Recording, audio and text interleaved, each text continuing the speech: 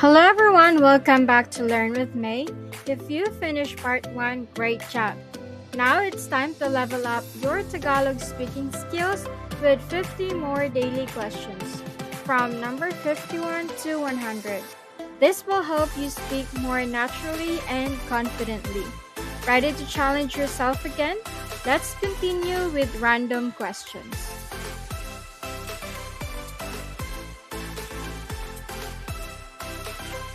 What day is today? Anong araw ngayon? Anong araw ngayon? What month is this? Anong buwan ito? Anong buwan ito? What year is it? Anong taon na? Anong taon na? What year is it? Anong taon na? Where are we going? Saan tayo pupunta? Saan tayo pupunta? Who is that? Sino yon? Sino yon? What happened? Ano ang nangyari? Ano ang nangyari? Why are you late? Bakit ka nahuli? Bakit ka nahuli? Why are you late? Bakit ka nahuli? Can I come in? Pwede ba akong pumasok? Pwede ba akong pumasok? Can I sit here? Pwede ba akong umupo dito? Pwede ba akong umupo dito? May I ask a question? Pwede ba akong magtanong? Pwede ba akong magtanong? Shopping and money questions. Do you accept credit card? Tumatanggap ba kayo ng credit card? Tumatanggap ba kayo ng credit card?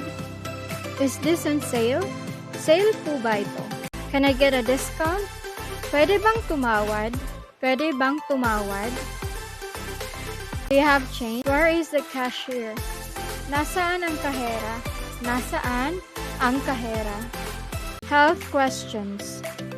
Are you sick? May sakit ka ba? May sakit ka ba? Do you need medicine? Kailangan mo ba ng gamot? Kailangan mo ba ng gamot? Should I see a doctor? Dapat ba akong magpatingin sa doktor? Dapat ba akong magpatingin sa doktor? Do you exercise? Nag-i-ehersisyo ka ba? Nag-i-ehersisyo ka ba? Are you feeling better? Mas mabuti na ba ang pakiramdam mo? Mas mabuti na ba ang pakiramdam mo? Future questions. What are your plans? Ano ang mga plano mo? Ano ang mga plano mo? Where will you go tomorrow? Saan ka pupunta bukas? Saan ka pupunta bukas? What will you do next week? Ano ang gagawin mo sa susunod na linggo? Ano ang gagawin mo sa susunod na linggo? Will you study abroad? Mag-aaral ka ba sa ibang bansa? Mag-aaral ka ba sa ibang bansa? Will you start a business? Magnenegosyo ka ba? Magnenegosyo ka ba? Getting to know. What is your favorite movie? Ano ang paborito mong pelikula? Ano ang paborito mong pelikula? What music do you like? Anong musika ang gusto mo? Anong musika ang gusto mo?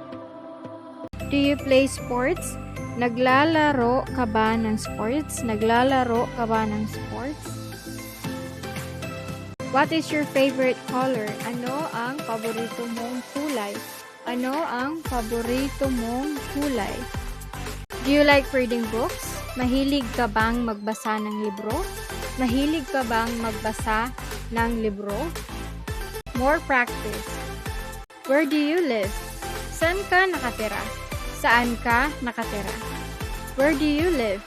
Saan ka nakatira? Saan ka nakatira? How far is it? Gaano kalayo ito? Gaano kalayo ito? Can you repeat that? Pwede mo bang ulitin iyon? Pwede mo bang ulitin yon? What does this mean? Ano ang ibig sabihin nito? Ano ang ibig sabihin nito? How do you spell that? Paano mo i-spell iyon? Paano mo i-spell iyon? Who's with you? Sino ang kasama mo? Sino ang kasama mo? When did you arrive? Kailan ka dumating? Kailan ka dumating? Why did you call? Bakit ka tumatawag? Or bakit ka napatawag? Are you ready? Handa ka na ba? Handa ka na ba? Shall we start? Magsisimula na ba tayo? Magsisimula na ba tayo? Do you agree? Sumasang-ayon ka ba? Sumasang-ayon ka ba? What is your problem? Ano ang problema mo? Ano ang problema mo? Can you wait? Pwede ka bang maghintay? Pwede ka bang maghintay? Are you sure? Sigurado ka ba? Sigurado ka ba? What do you need? Ano ang kailangan mo? Ano ang kailangan mo? How can I help you? Paano kita matutulungan? Paano kita matutulungan? What are you looking for? Ano ang hinahanap mo? Ano ang hinahanap mo? Is everything okay? Ayos lang ba ang lahat? Ayos lang ba ang lahat? What's your phone number? Ano ang phone number mo? Ano ang phone number mo? Can we talk later? Pwede ba tayong mag-usap mamaya? Pwede ba tayong mag-usap mamaya? And that's the end of our Tagalog speaking practice from questions 51 to 100. Great job for continuing the lesson and practicing your Tagalog step by step. Remember, the more you speak and practice, the more natural and confident you will become.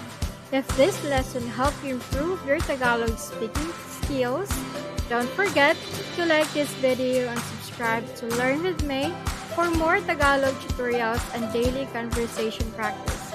Keep practicing every day, and I'll see you in the next Tagalog lesson.